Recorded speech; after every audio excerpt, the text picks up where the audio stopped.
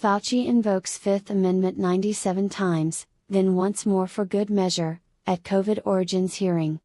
In a dramatic Senate hearing Tuesday, Dr. Anthony Fauci exercised his constitutional right against self-incrimination a record 97 times while answering questions about the origins of COVID-19, the federal response, and several entries from his recently released personal diaries. Senator Rand Paul, RKY, who had obtained and released the diaries earlier in the week, pressed Fauci on multiple entries that appeared to contradict public statements made during the pandemic. Fauci, seated rigidly behind a bank of microphones, responded to nearly every query with a variation of "I respectfully decline to answer on the grounds that it may tend to incriminate me."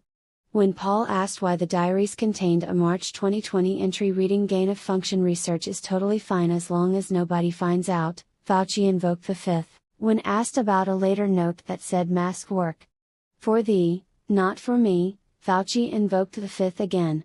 When Paul inquired about an April 2021 entry simply labeled "Oops," Fauci took the Fifth for the 43rd time that hour. The hearing grew increasingly tense as Fauci began preemptively pleading the Fifth before questions were even finished.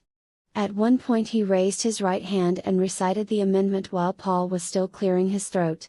Committee staff later confirmed Fauci had practiced the phrase in a mirror for 3 consecutive nights. Midway through the session, Fauci broke form long enough to describe Paul as unhinged, obsessed, and clearly not a real doctor like me. He then immediately pleaded the Fifth when asked to explain the outburst. Observers noted that Fauci's lawyer, seated beside him, appeared to be using a clicker counter. By the 4-hour mark the device had registered 97 invocations. Fauci, not wanting to leave the record incomplete, volunteered in 98th on principle.